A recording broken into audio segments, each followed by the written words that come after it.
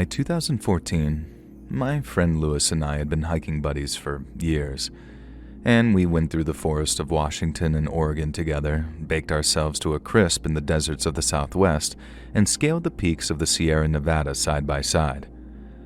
But next on our list was the Frank Church River of No Return Wilderness, or the Frank as everyone calls it. We planned to hike in, camp out, and see what the place had to throw at us. We loaded up the car, drove north from California to Idaho, and set out for what was supposed to be a straightforward long-haul trip. The drive took 2 days of heading up the I-5, then east into Idaho's interior, and then before long, we saw the Frank's 2 million acres sprawled out ahead of us, a chunk of land so big that it dwarfed anything we'd tackled before. We parked at a trailhead near the middle fork of the Salmon River, in a gravel lot with a faded sign warning about bears and fire bans, and then pulled our packs out from the trunk. They were really heavy, but seeing as they contained our food, our tent, our sleeping bags, our water filters, and much, much more, they were our entire lives at that moment. The first day we stuck to the trail, moving steadily through the pine and trees, and the forest was very quiet, but it was kind of a gentle quiet, and we managed to make it around the 8 miles before we ended up camping near a creek at dusk. And day 2 was pretty much more of the same. We pushed deeper into the woods. The trail was winding through the valleys and up ridges as the underbrush started to get thicker, and it was swallowing up the path entirely in certain spots. We didn't talk much. We just walked, ate some trail mix, and checked out our maps every so often to make sure that we were headed in the right direction. At the end of the day, we pitched the tent on a flat patch of ground, boiled water for these instant noodles that we had, and then pretty much slept like the dead. 18 miles in, the Frank felt like hours. We felt dialed in, and we were ready for more. On the third day, we started to feel a little restless, for want of a better word. Trails were fine for tourists, but we'd come for something real. So when Lewis suggested that we ditch the path and cut cross-country and see what most people missed, I didn't argue. We veered off the trail, and the change was almost instant. The woods turned very dense, with trunks wider than my shoulders and roots that started to sprawl out like veins under the dirt. Moss was pretty much draped on everything, starting to dull the light of the sun coming in, and carpeting the forest floor so thick that it was almost like sponge under our feet. We moved a little slower, avoiding rabbit holes and scrambling over fallen logs, and while it made for much rough going, it truly was worth it. The place felt completely untouched, like we traveled back in time by almost 1,000 years. Then at one point, Lewis suddenly stops and tilts his head to the side like he'd heard something. A second later, I caught it too. This low hum, steady and very out of place. It wasn't the wind or running water. It sounded artificial, almost mechanical. And me and Lewis didn't say anything to each other. We just obeyed our sort of mutual curiosity and followed that noise. The sound grew louder as we pushed forward, then, after a few minutes, we broke through this thicket of saplings and saw it. A bunker, sunk into a low rise. A steel door was crooked in the frame, and its concrete shell appeared to be covered in scratched symbols, circles, zigzags, or lines that twisted into nothing really recognizable. And the hum came from inside, and once we were close enough, we could hear that it was some kind of heavy metal, all distorted and screaming vocals.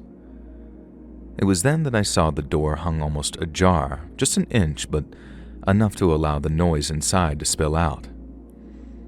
Lewis and I stopped dead in our tracks just a few feet short of the bunker's door. The music was aggressive and violent, either death metal or some kind of hardcore, but it wasn't the kind of music that had us approaching with such caution. It was the thought of the people playing it inside. Lewis shot me this look. I mean, sure, there was a chance that it was just a bunch of metalheads throwing a party in some old abandoned metal bunker, but what if it wasn't just that, you know? What if they were way out in the middle of nowhere for a reason? And I remember looking back at Lewis and gently leaning my head back in the direction we'd come as if to say, "Let's get out of here." And he nodded, then we turned to leave. We were aiming to put miles between us and that place before dark, and neither of us wanted to find either who was down there or what they were doing. But we'd only gone a few hundred yards before they found us. We were walking along discussing who in the hell would build a bunker way out in the middle of nowhere when two men stepped out from the tree line like they'd been waiting for us. They were wearing full camo, with faces hidden behind balaclavas, and each held a rifle that looked like something like an AK. Barrels were down but gripped very tightly. My blood turned to ice as Lewis and I stopped cold. I could hear him breathing beside me, and I knew that he was sizing them up the same as I was. The two men didn't move. They just stood there for a second, eyes locked on us through those slits in their masks, with the hum from that bunker faintly audible through the trees behind us. And then suddenly, one of them raised their rifle. "On your knees," he said. "Arms up." His voice was flat, cold, and there was no room for debate. I looked at Lewis. His hands were moving toward his pack straps. Counting the people back in the bunker, we were obviously outnumbered, and considering our pistols were still in our packs, we were incredibly outgunned too. I started to ease my arms up, buying time when Lewis moved. He unclipped his pack, let it drop, and then took off running. The thud of it hitting the ground snapped me out of that daze of fear that had come over me, and then yanked my own straps free, ditching that weight, and bolted after him. As we ran, a shot cracked out overhead loud enough to make my ears ring. The bark exploded off a tree to my left, showering me with splinters. I ducked, legs pumping, weaving in and out of the tree trunks as I followed Lewis, and then behind me I heard someone yelling, "Cease fire, we need them alive." After hearing that, I thought that they'd ease up, but maybe only a few seconds later more shots started coming out, lower now, kicking up the dirt around my feet. They weren't aiming to kill. They wanted us slowed down, crippled, easier to drag back. My lungs were burning, but I kept going. Lewis was ahead of me, dodging tree trunks, but I matched him step for step. The gunfire suddenly stopped at one point, but we kept on running. I didn't know how far we ran. It had to have been a mile or two, but eventually we stopped. My legs were shaking. My chest was heaving as Lewis braced against a tree. We checked to see if there was anything behind us, but there was nothing. No gunshots, no shouts, just the wind rustling the canopy. We'd lost the men shooting at us, but we'd also lost our packs, meaning all of our food, gear, and maps were now in their hands. It was a pretty bad situation, one of the worst you could ever wish for, but there was nothing else to do but keep moving, so that's what we did. Without our tents and sleeping bags, that first night was brutal. The temperature dropped fast, cold seeping through my clothes and into my bones, and my stomach growled, loud in the quiet, but there was nothing to eat, and we just huddled against a fallen log, and jackets were pulled tight around us. I kept my eyes open, expecting those men to creep up on us in the dark with their rifles ready, but they didn't. Lewis barely slept either. We just sat there waiting for dawn. Morning eventually came, and with it, it brought hunger. We found some berries growing on a low bush. They were sour and barely ripe, and I ate a handful, and I grimaced as everything was staining my fingers, and Lewis did the same. We knew enough to avoid the toxic stuff, years of hiking paying off, but it wasn't enough to silence the hunger pangs.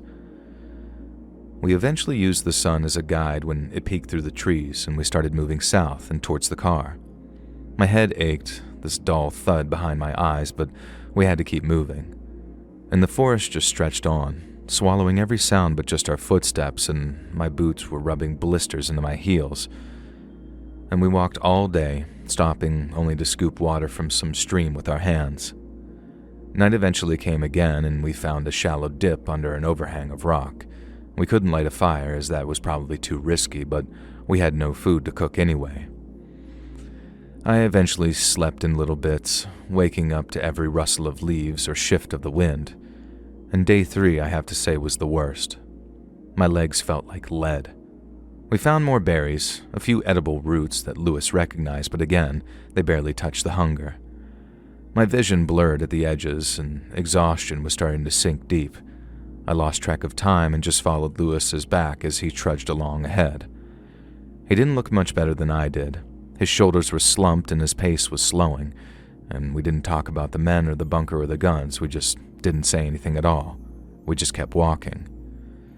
When we hit the dirt road, I swear that I could have cried with relief. It was nothing but a thin, rutted track cutting through the trees, barely wide enough for a truck, but my God, it was a road. We stumbled along it until a ranger station came into view. It was a low wooden building with a pickup parked out front. We were filthy, scratched up, our eyes sunken into their sockets. The ranger inside, a guy with a gray beard and a faded NPS patch, took one look at us and said, "I'll get you boys some coffee." And as we sipped from our cups, we told him everything. The bunker, the weird graffiti that we saw on the side with the symbols, the men with the rifles, and the fact that they chased us. He called the police, who showed up an hour later and took our statements and then sent rangers to check that spot. And we were hopeful. But when those rangers came back, they said the bunker was completely empty. No people, no gear, just the concrete shell and those scratched up symbols. There was no sign of our packs either. And the police didn't seem surprised. One of them even said the Frank had a history of militia activity, armed groups that'd gather, train, and sometimes party out there away from prying eyes. He figured we'd probably cross paths with a nasty one, violent types who didn't like witnesses, and we were lucky to be alive. They told us not to go back, not through that area anyway, and that was it. No arrests, no leads, just a warning and a shrug. And driving home, Lewis stared out the passenger window, staying silent almost the whole way. I gripped the wheel, my knuckles were turning white just replaying all of that in my head. The forest that had been ours once, a place of sanctuary and recreation, but on the drive back it felt like something else, something hostile and uninviting. Lewis and I didn't talk about hiking again for a while, not in the Frank, not anywhere, and I've often wondered who those men were and if they ever returned, rifles in hand, watching for the next pair of idiots to step too close.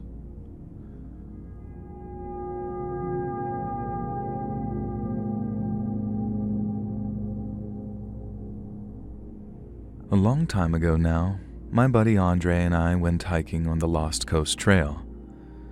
We'd been at it since early morning, walking along the trails, laughing about stupid stuff from work and just kind of soaking in the peace. By noon, my legs were pretty much screaming and I could tell Andre was feeling it too, so we stopped to check the map and catch our breath. We found a little clearing just off the path with a big flat rock that looked good enough to sit on.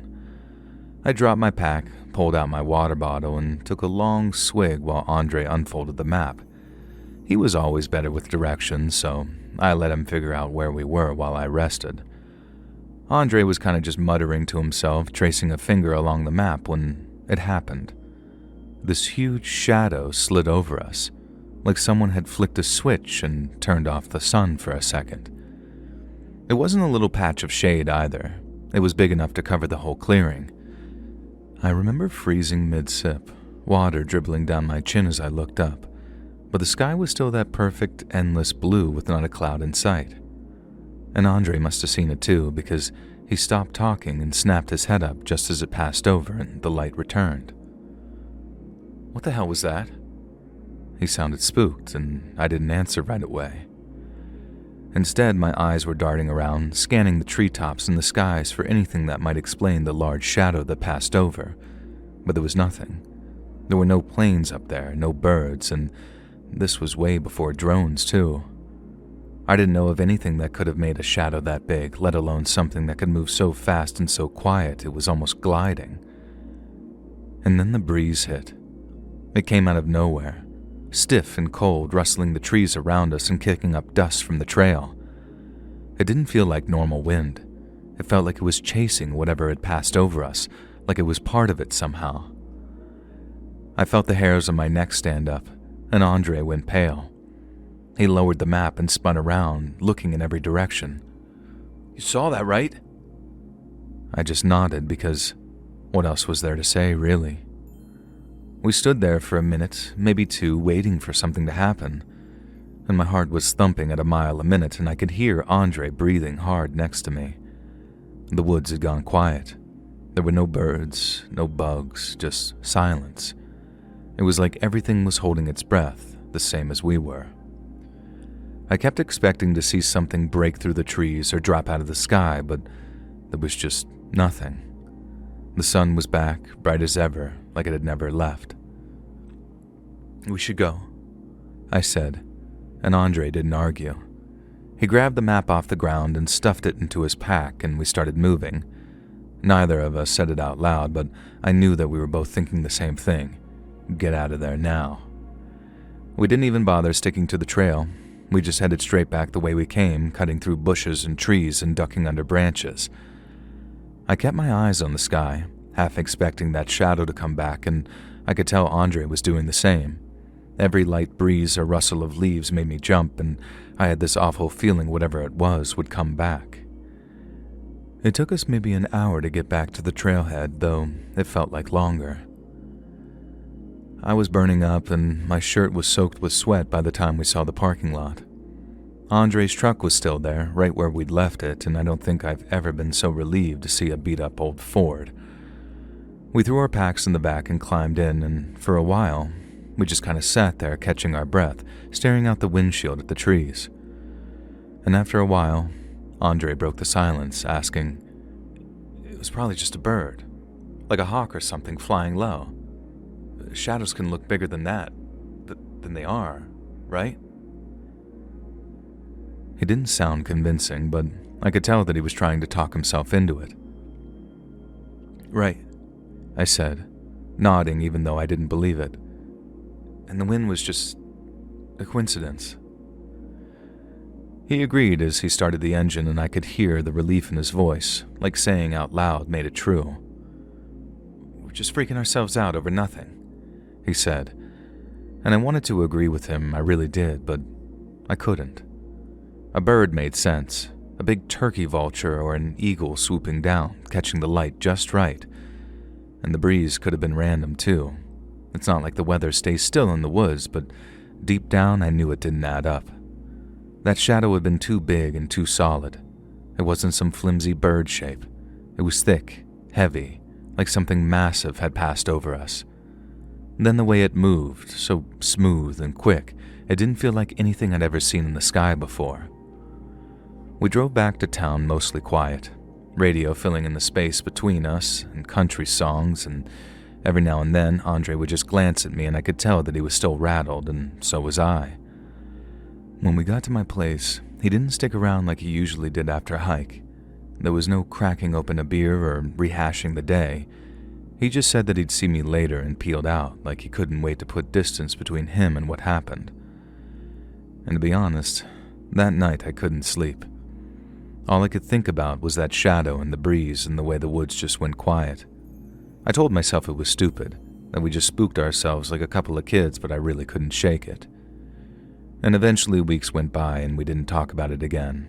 Life went back to normal, or at least it tried to, with work and bills and the usual grind helping us keep our minds off the shadow. I even went hiking again, though not on that trail, and nothing weird happened. But every time I'm outside now, especially on a clear day, I catch myself looking up. I don't know what I'm expecting to see, but I can't help it. That shadow's still there in the back of my mind, and I still get the feeling that whatever caused it wasn't just some bird. I looked it up online once, late at night when I couldn't stop thinking about it. I typed stuff like big shadow in sky and unexplained things in woods into Google before scrolling through pages of conspiracies and blurry photos. Some people talked about UFOs, others about giant birds or government experiments, but none of it seemed to fit, not entirely anyway. Whatever we saw, or whatever we didn't see, seemed stranger than that, like it was something that didn't belong. My mind wandered, exploring possibilities, but in the end, I felt silly. I just shut my laptop, feeling dumber for even trying. Andre and I still hang out, but we really don't hike much anymore.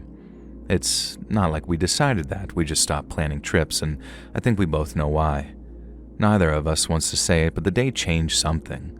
We can't really laugh it off, call it a fluke, but there's this sort of quiet thing between us now, a sort of shared secret that we don't touch. Sometimes I wonder if it's still out there, circling the woods, waiting for someone else to come across it. I'll never forget how small it made me feel, standing in that clearing watching the sky for something that never showed itself. I don't know if it's dangerous, or if it's just there, but I know deep in my gut that it isn't normal.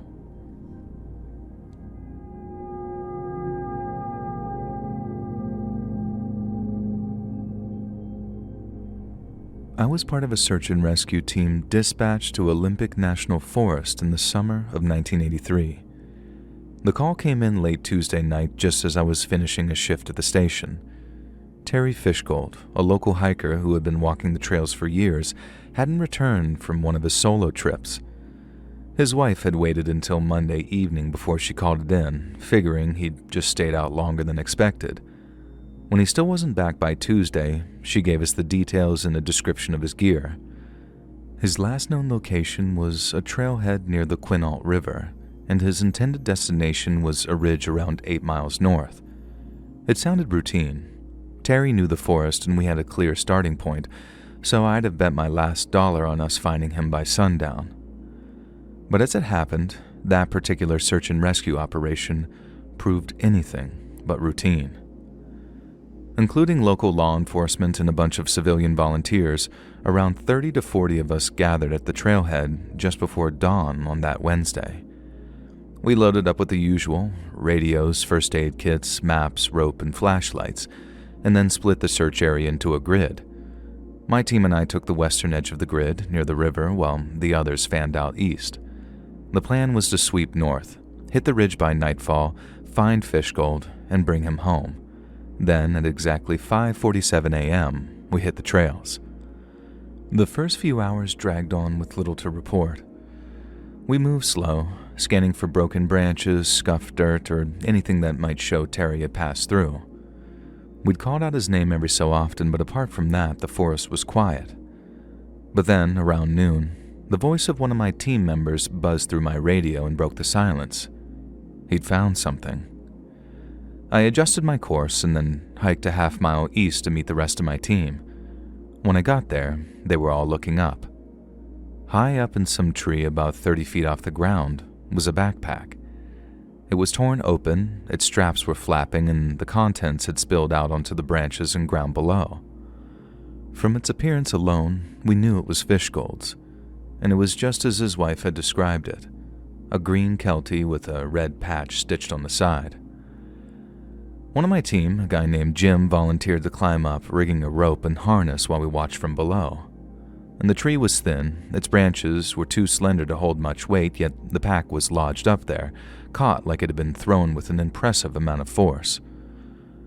When Jim brought it down, we saw the damage up close. The fabric was shredded, with long gashes running through it. No bites or scratches from what we could tell, it was more like something sharp had ripped it apart. Inside, Terry's water bottle was cracked and a soggy sandwich sat just half eaten and crushed with the dirt. And there was no blood, though. Not yet from what we could see. That came afterwards. 2 hours later, one of my team radioed in. She'd found one of Terry's boots in a small clearing. I hiked over and there it was.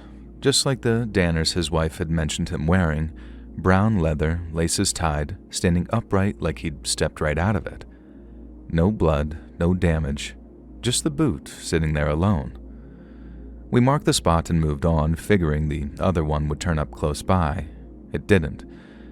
About an hour later, one of the other teams called from the eastern edge of the search ring, almost 2 miles away, and when I heard what they had to say, my blood turned to ice. They'd found the second boot, but it wasn't empty. Terry's foot was still inside, cut off just above the ankle. The bone break wasn't clean. The skin was torn and a few flies were circling it. And the blood was still sticky too, meaning it hadn't been there very long. The other team said that they snapped a few photos for the report and then they bagged it and moved on, but after that, the forest started to feel heavier to me.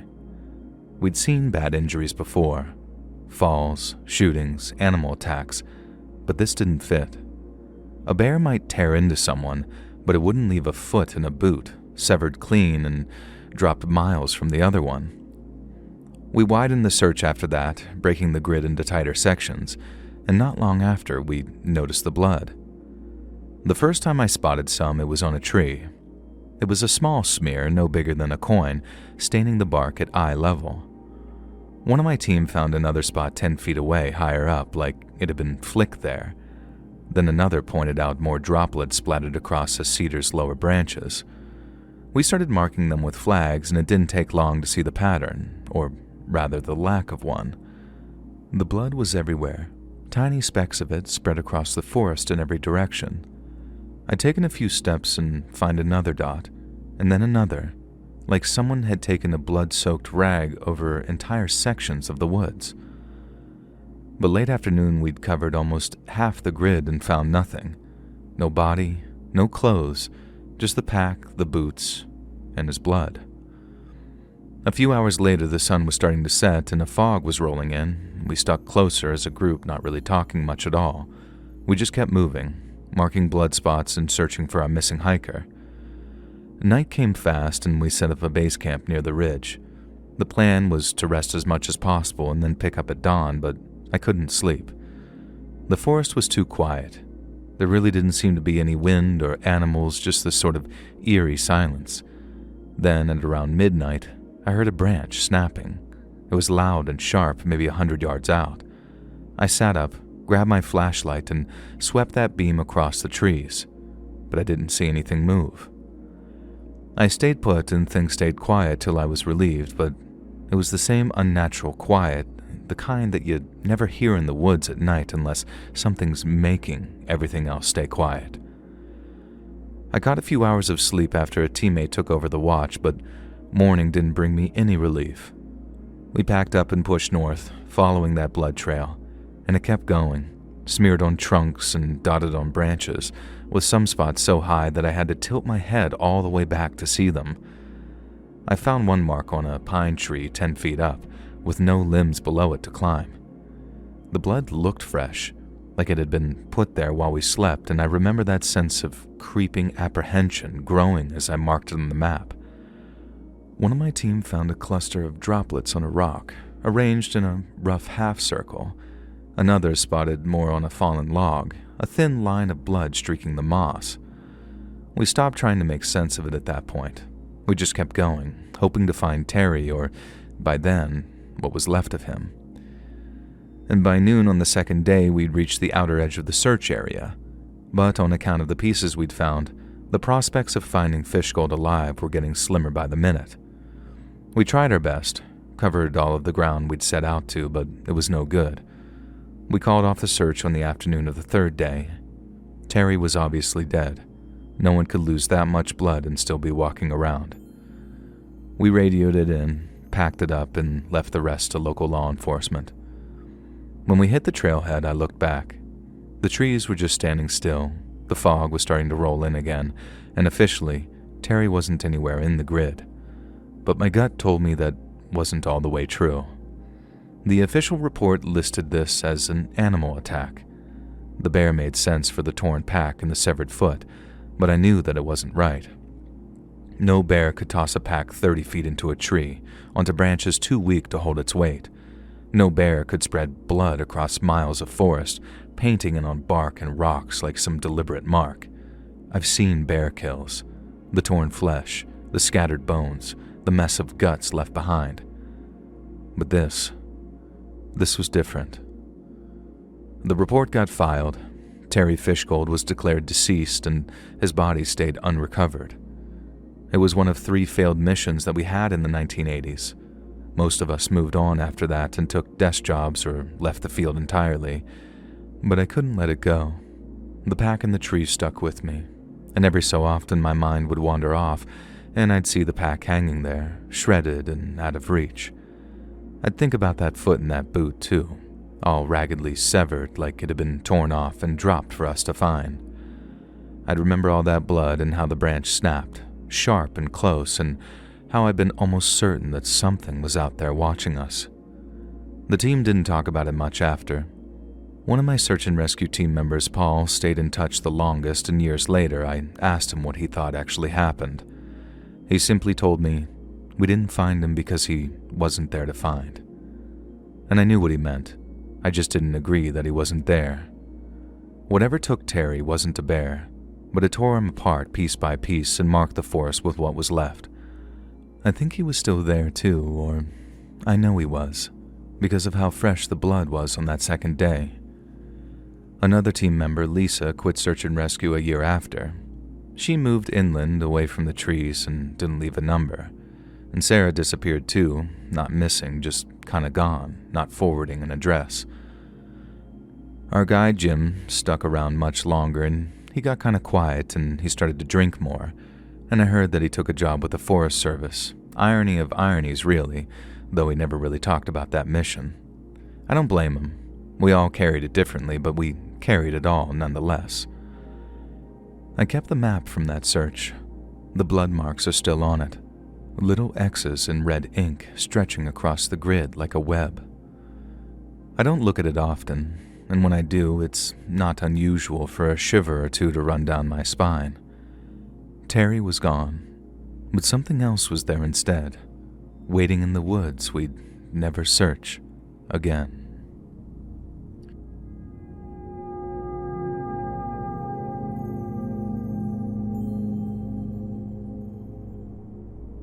I used to be a forestry surveyor back in the 90s, working up in Van Tut National Park in Yukon, Canada.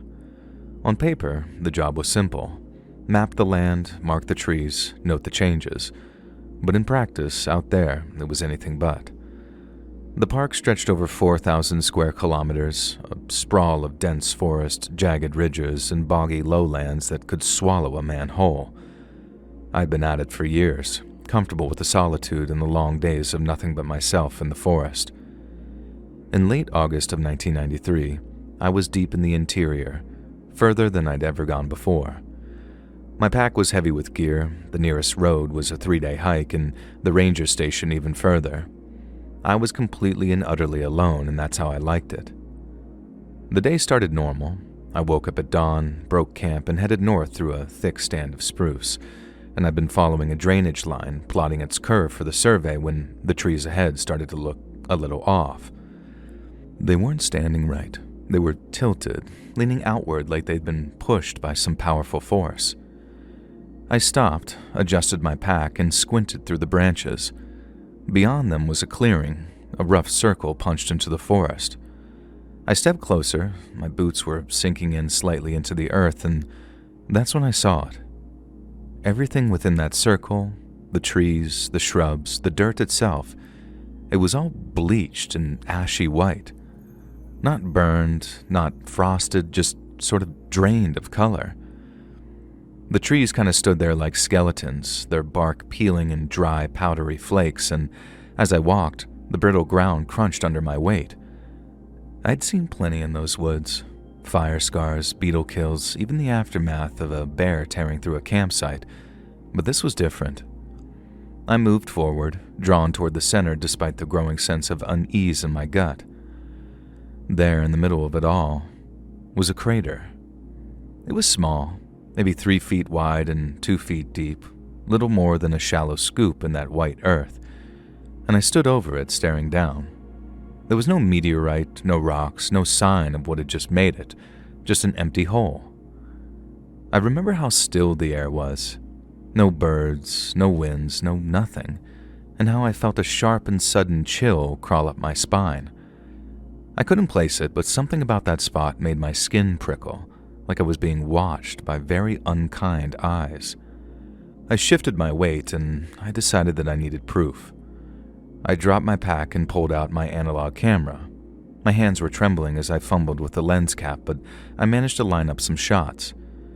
I got some wide angles of the blasted trees and a few of the white expanse, and then close-ups of the crater itself. The shutter clicked with each photo. I took a dozen pictures, maybe more, becoming more and more unsettled as I did. This wasn't just another log entry. This was something my bosses needed to see, something the scientists were going to be very interested in. And once I was done, I packed the camera away and slung my bag over my shoulder and started that trek back, only too glad to be getting away from that place.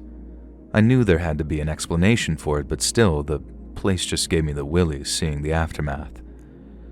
The walk out of the woods was a long one, maybe 6 or 7 hours in total, and I'd planned to camp another night, but after seeing that strange white patch of forest, I wanted solid walls around me at that point. The first couple of hours were fine, just the usual ache in my shoulders from the weight of my pack. But then after a while, the headache started. I figured it was the strain, maybe dehydration, so I stopped and drank pretty deep from my canteen, but it didn't help. My stomach started twisting into knots, a kind of dull pang that got sharper with every step, and by the time I hit the last ridge before the ranger station, I was sweating like a pig.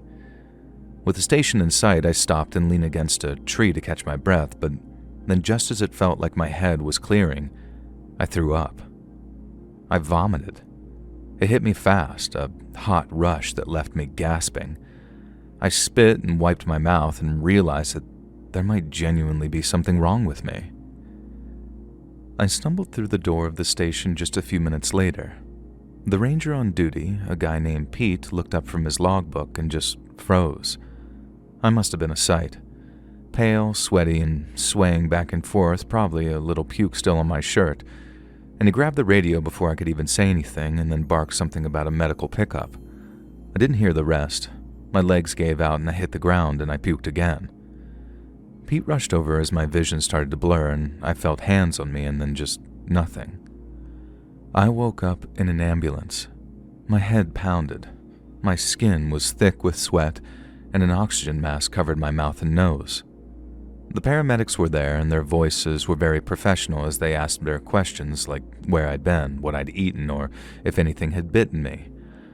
And I mumbled about the crater and the white trees, but the words came out just kind of jarbled. And I don't know if they gave me anything, but I remember blacking out again, and the next time I opened my eyes, I was in a hospital bed. And the room was sterile. There were white walls and these beeping machines with an IV line tugging at my arm, and I just felt completely hollowed out, but I guess I was alive. When a nurse realized that I was awake and that I could hear her, she called a doctor into the room, and he was a tired-looking man with these very thin glasses, and I was relieved when he told me that it was good news. He said their best guess was that I'd been hit with some kind of viral infection, something really nasty that most probably came from an insect bite. But after stabilizing me with IV fluids and antivirals, I'd probably be out in a few days. I nodded. My throat was dry, but my mind went straight to that crater. It wasn't a bite. I knew it wasn't. I told him about the impact site, the bleached circle, and the empty hole, and he listened, scribbling some notes, and then left. And he'd said he'd keep it in mind, but I knew he wasn't listening. Delirious people probably say crazy stuff to him all the time. All the doctors can do is work with what's in front of them. And I got discharged a few days later, still shaky but able to stand on my own, probably with a hefty bill. And back at headquarters, I handed over my camera. My boss, this gruff guy named Harris, took it off my hands after asking me to go over what I'd seen. And after that, I sat in the break room while the tech developed the film. I needed those pictures. They'd show that I wasn't crazy and that something real had actually happened out there. Now, just so you know, some National Park Service facilities used to have photo darkrooms to develop film photographs taken by rangers and photographers. And that tech eventually came back about 90 minutes later, and his face was just blank. He laid out the prints on the table, and my heart sank. Every shot of the impact site was a white, fuzzy blur. Not overexposed, not underexposed, just a static mess of nothingness. The other photos, the ones from earlier in the trip, were fine, but the crater and the trees and the bleached white bark and soil, they were all gone. I remember staring at the prints. My hands were clenching the table at the time, and the tech just shrugged, muttering something about a bad roll. Harris didn't say much, he just told me that I had it rough and I should take it easy. And no one accused me outright, but I felt it. These sort of side glances, the way conversation stopped whenever I walked into a room, They didn't think that I was lying, but they sure as hell thought that I'd imagined the whole thing while burning up with some fever. And I tried explaining how the timing didn't fit, how I'd been fine until I left that impact site, but no matter what I said, they'd still give me these insincere nods and looks of pity. And without proof, it was just me talking, and my words simply wasn't cutting it. In the end, Harris told me to just drop it, and that it was bothering the rest of the team, so I tried to.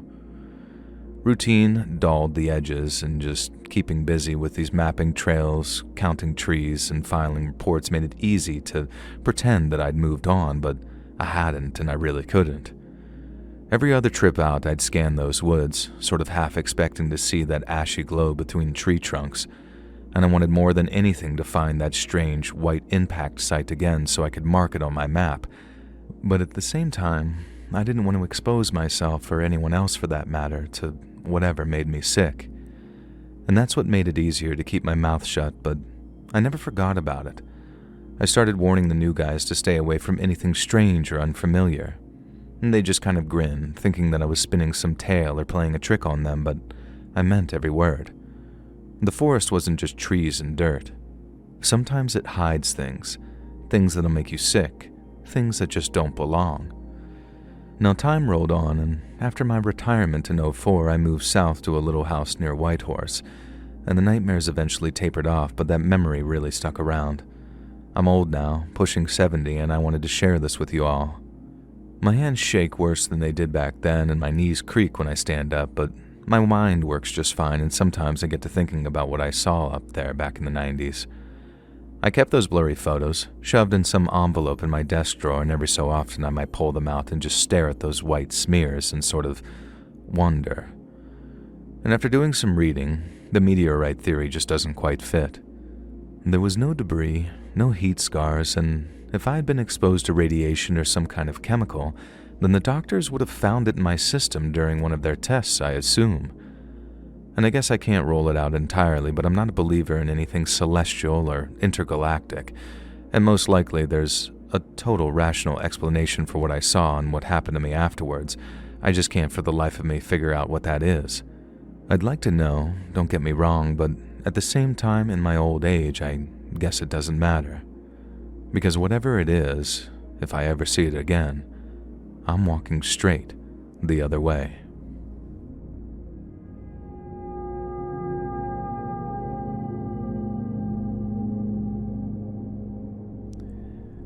A few years back, I decided to go for a hike by myself. It wasn't something I did often, but I'd been feeling cooped up, like I needed to get out and breathe some fresh air. I grabbed my keys, threw a water bottle into my backpack, and drove out to this trail that I'd heard about. It was an hour or so from my house, tucked away in some woods that I'd never explored before. And the drive was quiet, just me, the hum of my engine, and the trees blurring past the windows.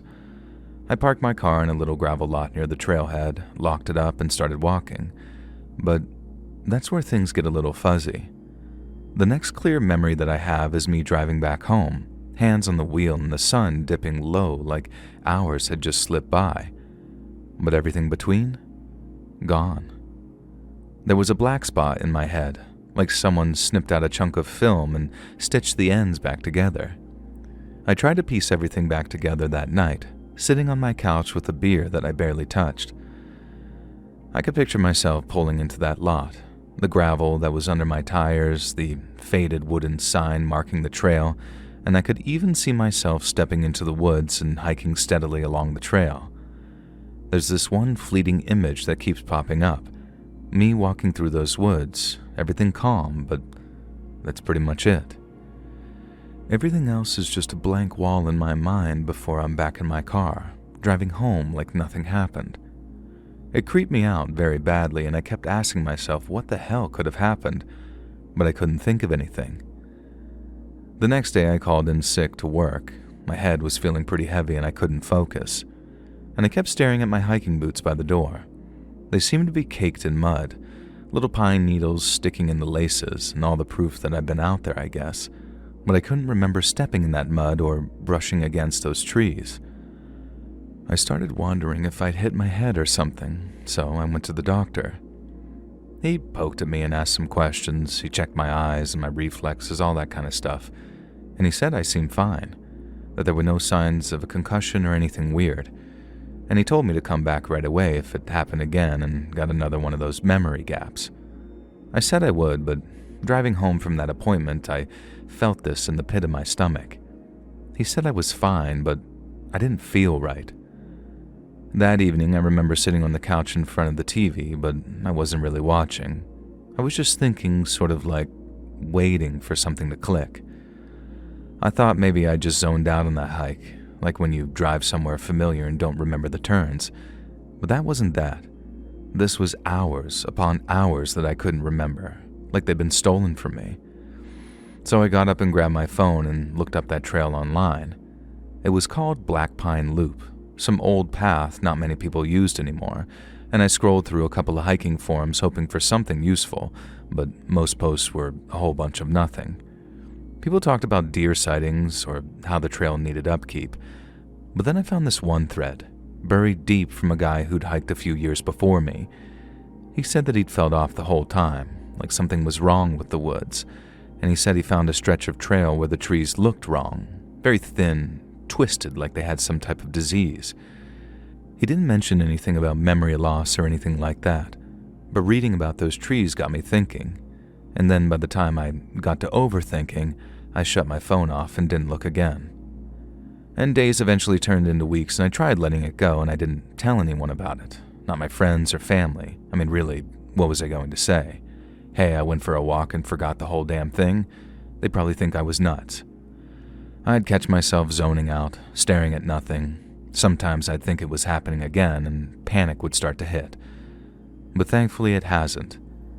But still, I couldn't shake the feeling that whatever happened with that time loss was tied to that trail.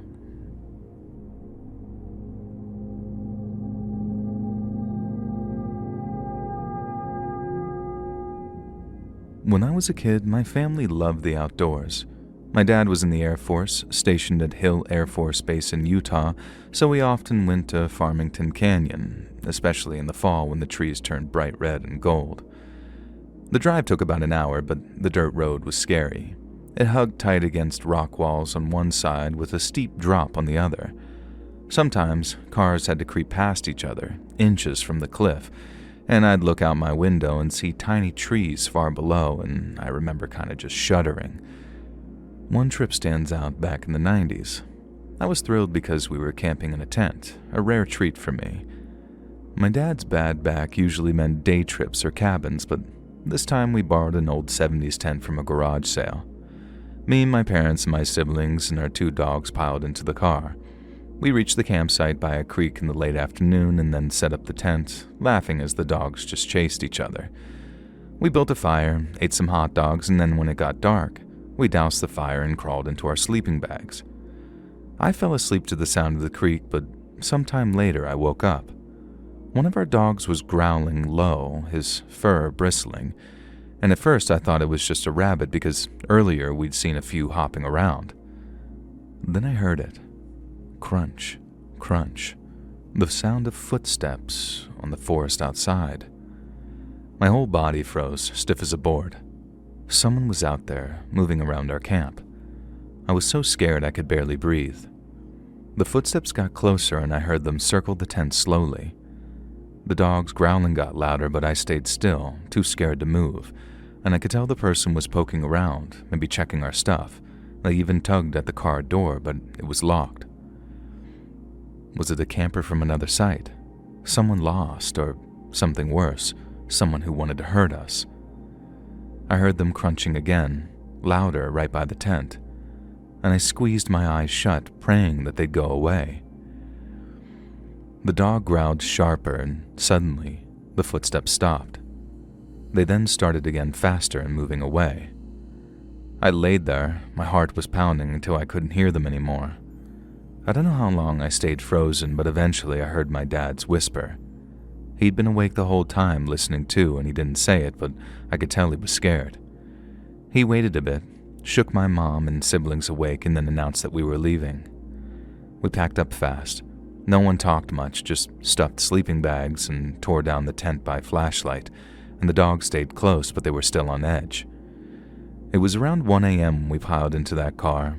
The canyon road was darker than ever, and as we drove, I kept looking out the window, half expecting to see someone in the shadows. My dad mentioned seeing cars full of college kids heading up earlier, and he said maybe it was one of them, but he didn't sound too sure. We got home safe, but I didn't sleep that night. None of us did. Was it someone who was lost, looking for help? A thief checking campsites, or someone who lived in the woods watching us from the dark? I'll never know, but even now, years later, when I hear the crunching of footsteps on the forest floor, my heart skips a beat.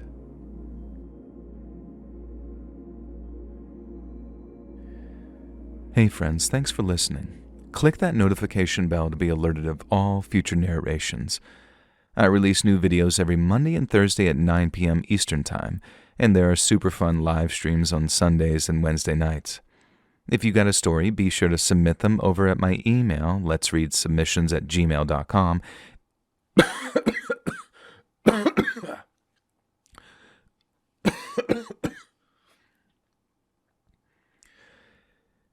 And maybe even hear your story featured on the next video.